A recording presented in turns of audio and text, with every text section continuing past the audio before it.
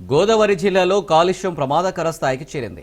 మురికి నీటితో పాటు పారిశ్రామిక వ్యర్థాలు నదిలోకి వదిలేస్తుండటంతో కాలుష్యం అంతకంతకు పెరుగుతుంది, విషపూరితమవుతున్నాయి. ముఖ్యంగా ఉమ్మడి ఖమ్మం జిల్లాలోని నగరపాక ఐటీ పరిశ్రమ విడుదల చేస్తున్న గుండెల్లో గుణపంలా దిగుతున్నాయి. ఒకప్పుడు నదిలోకి దిగి దోసిటిలో తీసుకొని తాగే నీరు ఇప్పుడు శుద్ధి చేయకుండా తాగకూడదన్న దశకు చేరుకుంది. గోదావరి నీటిని శుద్ధి చేయకుండా నేరుగా తాగడం శ్రేయస్కరం కాదని, గోదావరి జిల్లాలో కాలుష్యం ప్రమాదకర స్థాయికి పెరిగిందని కేంద్ర జలసంఘం, కేంద్ర కాలుష్య నియంత్రణ మండలి అధ్యయనాల్లో బయటపడిన వైనంపై రాజ్ న్యూస్ ప్రత్యేక కథనం.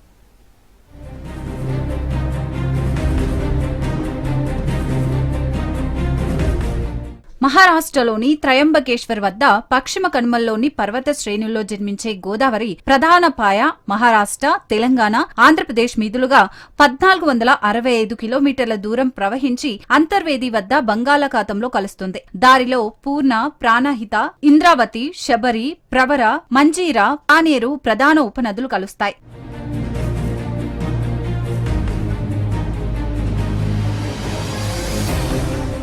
గోదావరి నది పరివాహక ప్రాంతం మహారాష్ట్ర, మధ్యప్రదేశ్, ఛత్తీస్గఢ్, కర్ణాటక, ఒడిశా, తెలంగాణ, ఏపీలో మొత్తం 3,12,812 చదరపు కిలోమీటర్ల పరిధిలో విస్తరించి ఉంది. దేశ భౌగోళిక విస్తీర్ణంలో గోదావరి బేసిన్ 9.5%. దేశంలో అతిపెద్ద నదుల్లో గోదావరి 2వ స్థానంలో ఉంది. ఇంత పెద్ద జీవనదిని మానవులు కలుషితం చేసేస్తున్నట్లు వెల్లడైంది.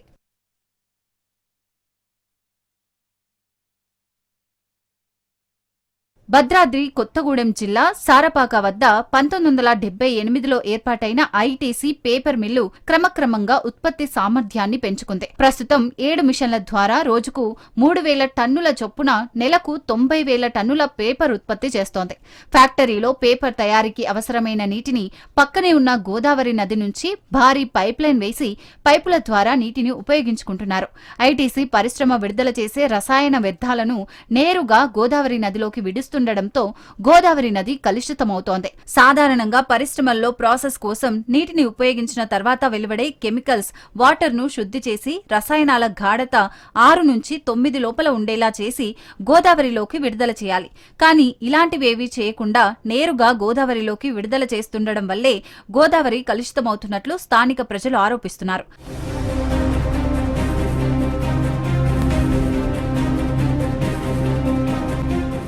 అంతేకాదు, ఐటీసీ పరిశ్రమ కోసం ఏర్పాటు చేసుకున్న కోల్ ప్లాంట్ ద్వారా నెలకు సుమారు 80,000 మెగావాట్ల విద్యుత్ ఉత్పత్తి అయిన తర్వాత వచ్చే బూడిదను చుట్టుపక్కల పొలాలలో డంపింగ్ చేస్తున్నారు. ఈ బూడిద, బొగ్గు వర్షాకాలంలో వాన నీటిలో కలిసి గోదాట్లోకి, మిగతా రోజుల్లో గాలి ద్వారా గోదాట్లో కలుస్తున్నాయి. నిరంతరం వెదజల్లే పొగ గాలిలో వ్యాపిస్తోంది. దీంతో చుట్టుపక్కల నివాసం ఉంటున్న వారు కలుషితమైన గాలినే పీల్చుకోవాల్సిన దుస్థితి నెలకొంది. వుడ్ చిప్స్ అనేది రోడ్డు పక్క ఉంటే పెట్టారు. దీనివల్ల ఏమవుతుందంటే వర్షాలు వచ్చినప్పుడు ఆ వర్షపు నీళ్ళు అనేది అక్కడ చిప్స్లో జొరబడి అక్కడ నిలవ ఉండటం వల్ల ఆ వుడ్డు చిప్స్ మురిగిపోయి దాంట్లో పురుగులు తయారయ్యాయి. ఆ పురుగులు మొత్తం కూడా చుట్టుపక్కల ఉన్న గ్రామాలకి సాయంత్రం 6 గంటల నుంచి 8 దాకా పురుగుల మోత విపరీతంగా ఉంటుంది, దోమల మోత ఉంటుంది. అదే రకంగా డ్యూటీ పోయే వాళ్ళకు వచ్చే వాళ్ళకు కూడా చాలా ప్రమాదంగా మారే అవకాశం ఉంది. కాబట్టి ఇక్కడ నుంచి ఈ చిప్స్ వుడ్ని తరలించేయాలి. ఐటీసీ పరిశ్రమ విడుదల చేసే రసాయన వ్యర్థాలతో గోదావరిలోని జలచర జీవులు మృతి చెందుతున్నాయి. ఈ కలుషితమైన గోదావరి నీరు ధవళేశ్వరం వరకు సుమారు 100 కిలోమీటర్లు ప్రవహిస్తున్నాయి. ఈ నీటిని సాగు, తాగునీటి కోసం ఉపయోగించుకోవాల్సి వస్తుండడం వల్ల స్థానిక ప్రజలు క్యాన్సర్, శ్వాసకోశ ఇబ్బందులు వంటి దీర్ఘకాలిక వ్యాధులకు గురవుతున్నారు. అనేక మంది ప్రాణాంతక వ్యాధులకు గురవుతున్న పరిస్థితి నెలకొంది.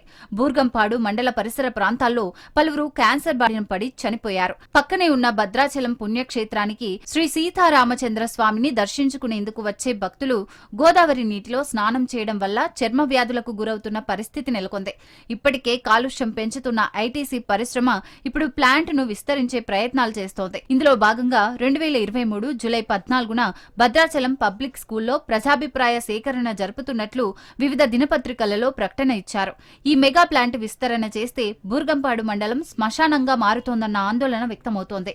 ఈనాడు దీనివలన స్థానికంగా ఉన్నటువంటి ప్రజలు ఎన్నో పొల్యూషన్ కారణంగా అనారోగ్య పాలవుతున్నటువంటి సందర్భం.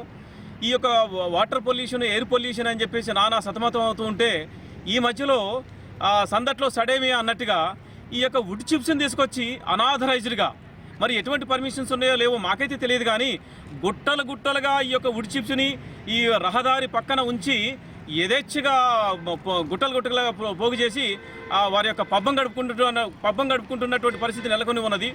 ఈ ప్రధానంగా ఏంటంటే వాహనదారులు రాకపోయేటువంటి వాహనదారులలో ఇది గాలి దుమ్ములు వచ్చినప్పుడు లేచి వాళ్ళ కళ్ళలో పడి వాహనాలు ప్రమాదాలకు గురవుతున్నటువంటి సందర్భాలు కోకొల్లలుగా జరుగుతున్నవి.